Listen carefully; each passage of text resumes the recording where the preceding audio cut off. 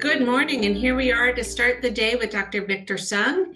He is the HD Clinic Director of the University of Alabama's Huntington's Disease Clinic. He is the President of the Board of HDSA. If you have questions for Dr. Sung, please put them in the Q&A, and he will try to answer them during his talk, or we will post the answers on the bulletin board.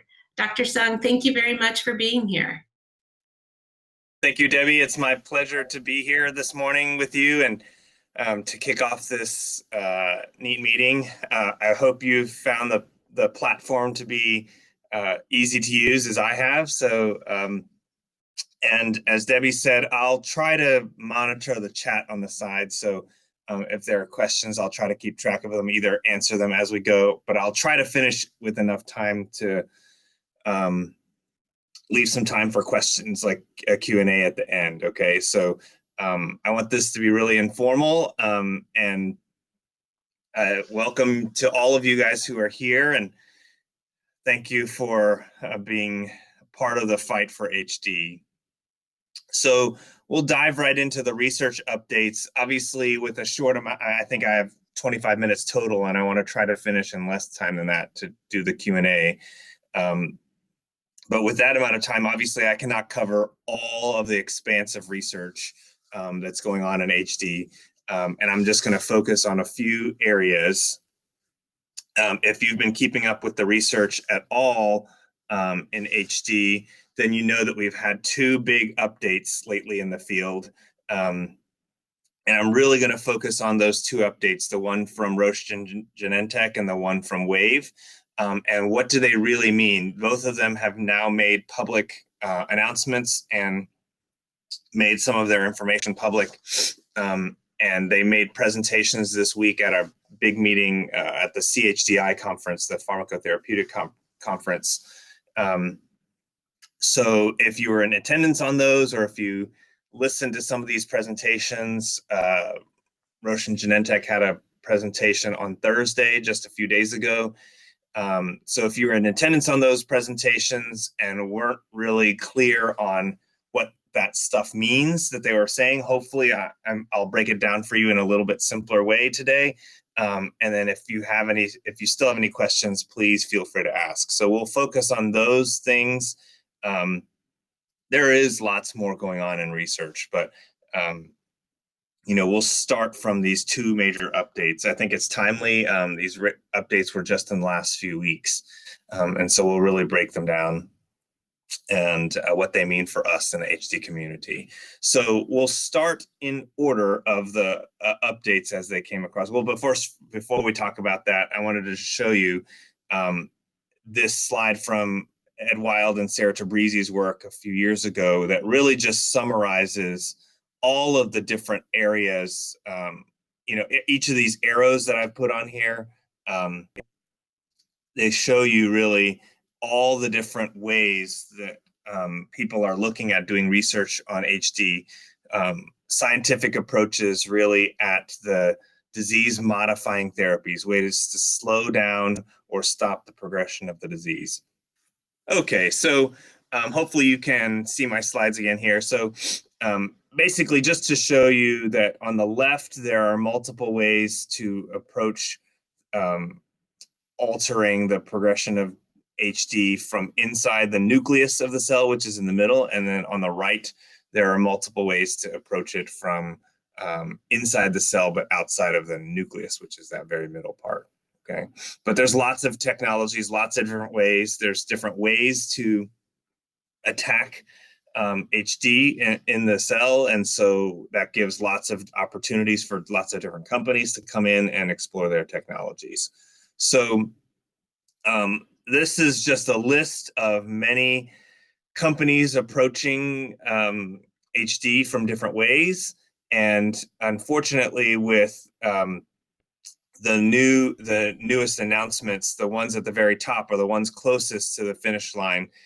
With Roche and Genentech and Wave, those therapies that they were working on are not going to move forward, at least in their current form. But for now, they're not moving forward. So, but that's okay. If you just look at the rest of the list, there's still quite a pipeline there behind it. So we'll talk about some of those things in this talk, and then you'll have more clinical trial updates with Dr. Fagan later today too, okay? So let's dive right into the Roche presentation first. So this was their press release that was put out on the internet.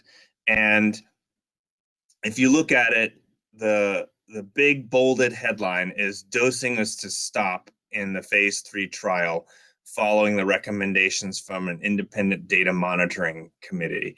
And when they first made this announcement, we didn't have any information on what the data was that led to them stopping the dosing. But what this means is that all clinical trials, just as a breakdown for you guys, so all clinical trials, there are set points through the trial where an independent committee will go in and look at the data, meaning they can see who has gotten the drug and who hasn't, and they can do some data analysis to look at both, is it working or not, and how safe is it? So those terms are efficacy and the adverse event profile of the drug, and look at it and see how things are going. And if everything looks fine, if the data looks fine, then they allow the study to keep going. But in this case, when they looked at the data, there were things that they felt like were not favorable. And so they recommended stopping the study and discontinuing the dosing or administration of the medications, of the study medication through the study. And this, I have to say, came completely out of the blue. People who were in the study, both the investigators and the patients, had no warning of this. And even the people conducting the trial at the high level, at the big levels within the company of Roche, they had no idea about this either. They were fully expecting the interim data analysis to be fine, and were planning to finish the study on schedule later this year. And so they were blindsided by it too, which is why it really felt sudden, because it was sudden for everybody, including for Roche. They did not expect that. They were fully expecting everything to be going forward and on schedule. So it was a little bit hectic because this release came out, but they weren't able to say right away what the data was that led to them making the decision. But this week at CHDI and at their conference or their announcement through HDSA on Thursday, they did release some of the data behind this decision. So, and I'm going to share some of that with you today because they've made it public. So from a Roche and Genentech standpoint, just to recap about that drug, tominersen, remember it was a non-allele specific antisense oligonucleotide. So that's a lot of words, but basically it means that we abbreviate that to ASO. So it's an ASO type therapy. And it targeted both the mutant allele and the wild type allele. So the normal copy and the mutated copy both got knocked down.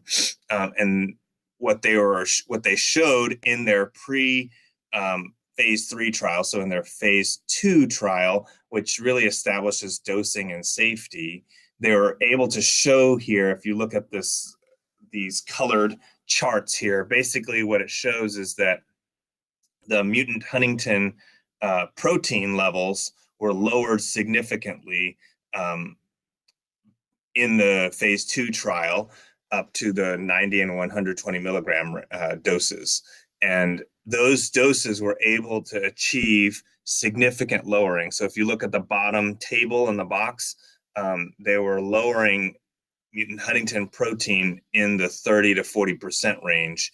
And that 30 to 40% range predicts a much low in the spinal fluid, which is CSF, if you see that, CSF HTT, that predicts even more lowering in the brain itself. So, in the cortex of the brain itself. So we feel like that level of lowering in the spinal fluid would have been the level needed to achieve disease slowing or stopping. So because of that successful data here that they gathered in the phase 2 study, they went ahead and proceeded to phase 3. So, just to be clear, what that means is that if the goal was to lower mutant Huntington protein in the spinal fluid, then they were able to do that in the phase 2 study. So then what happened in phase 3?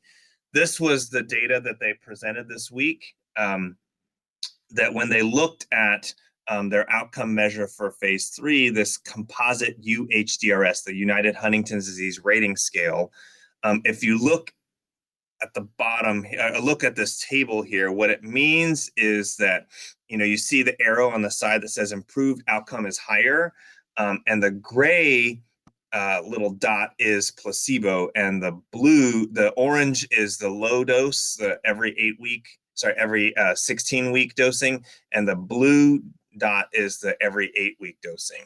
And what you see clearly here is that over time, the patients actually receiving the drug and the patients receiving more drug actually did worse than the patients getting placebo.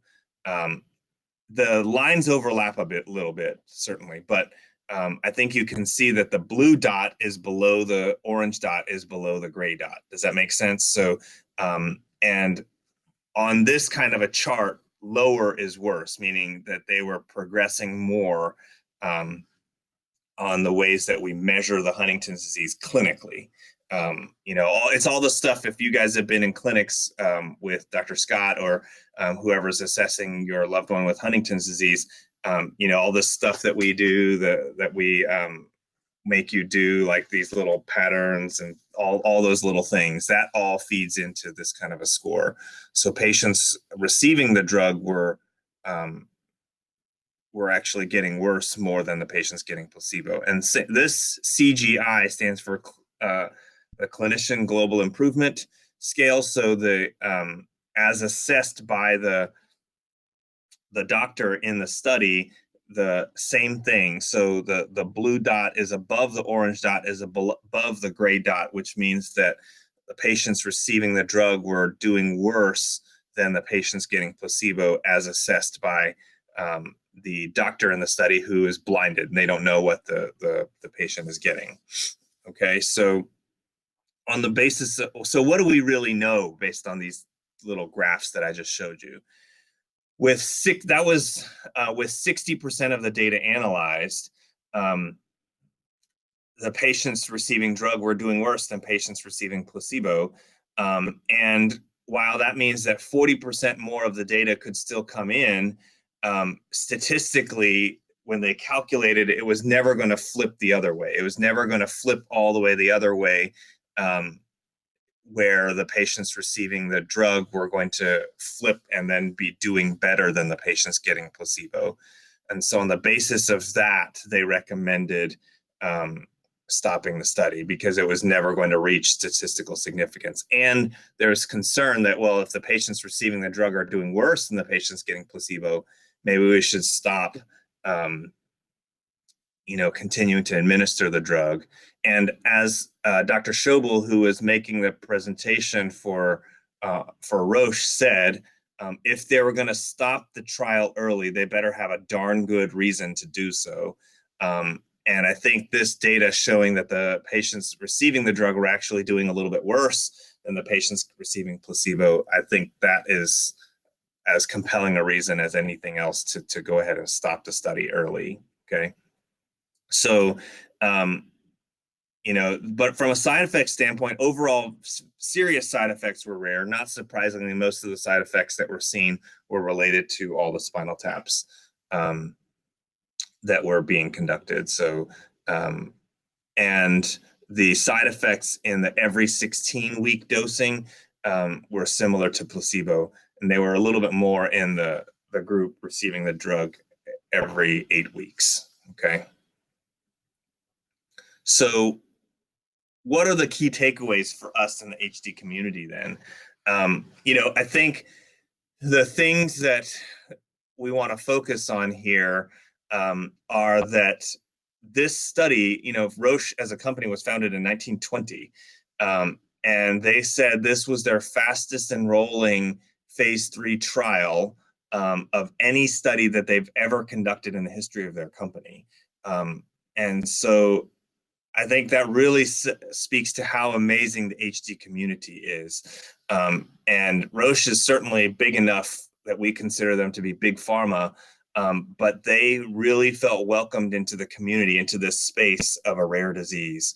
And we executed this huge global study with 700 plus participants in the study, in just a smooth, seamless fashion, which just says a lot about the HD community for you guys as the patients and families, being so eager and willing to participate in research. And I think that's a real positive that we really want to focus on. From the negatives, things like the are on lower on the slide, but also that ASOs like tominersen, they really can safely and effectively lower the mutant Huntington protein in the spinal fluid, and therefore in the brain. But maybe that's not enough. Maybe maybe there are other things. And as we look on the key learnings here, I think this allele specificity, maybe what a lot of people think is that maybe that the tominersen drug was lowering both the normal copy and the mutant copy. Maybe that was causing some of the problems, so that patients receiving the drug were actually doing worse than those getting placebo. So I think that points to maybe that being able to be what we call allele specific, or just knocking down the mutated copy, is more important than we think. The other thing is selection of the primary outcome is very important. So, that these outcome measures that we're seeing where the patients were doing worse, that receiving drug were doing worse than those getting placebo, maybe that's really important. Maybe if we looked at other things, we would see improvements in different areas. And then the delivery mechanism matters, that there were more side effects in the in the patients receiving the drug more frequently. The technology of getting the drug in, whether it's spinal taps or direct injections into the brain, things like that, the more invasive it is, it's tricky. It's just harder. I think there's still a lot to learn from this study. Like, why were the patients getting worse? They talked about that there was increased ventricular size. The ventricles are the spinal fluid filled spaces in the brain, and those spinal fluid filled spaces were getting larger in the patients receiving the drug. And what's the mechanism for that? I think we still have to understand that. So they don't have all the spinal fluid analysis results yet. It's going to be some time before we have that. And another key thing that I have to say is amazing. I mean, for the size of this study, that we had all this data available in such a short amount of time is already a huge effort on the company's part to get all this data out there and share it with the world, with you guys. So it's already a lot what they've done. And I think that still shows their commitment to you guys as the community. But there's more to come. So, could it possibly come back in a different form? It's hard to say. But right now, unfortunately, tominersen is not going forward. All right, so then I do need to keep going. I'm talking too much about, but let's go ahead and proceed with the WAVE announcement. So they announced just a few days after the Roche announcement that, how am I on time, Debbie? Am I running out of time? Yeah, so that their data did not support moving forward with 101 and 102. And this slide kind of summarizes here that they statistically did not reach the range, this 40% range, like we wanted to see of lowering a mutant Huntington protein. So different than the Roche results, for WAVE, they didn't actually achieve what they wanted to in the spinal fluid lowering of the mutant huntingtin protein. There weren't any other major side effects other than spinal tap procedure related things. And then importantly, patients receiving treatment were not worse than those receiving placebo, like we did see in tominersen. So what I did want to focus on was that they were able to show that the normal copy was not lowered, so that it suggests that they were able to be allele specific. And they have a new compound that they have data on that to suggest that it does lower the mutant huntingtin protein in the spinal fluid of animal models that they have developing against SNP3. The bottom line here that I want you all to take away, that this is a lot of great work that's been done, and we will learn from all these things. And while we're disappointed, we've not lost hope. We're going to keep moving forward, and we're going to keep fighting this disease together. And thank you guys all for being here and doing what you do. And, we're not going to give up, but there are a lot of good things to learn from these studies, even though they're not going to continue in their current form.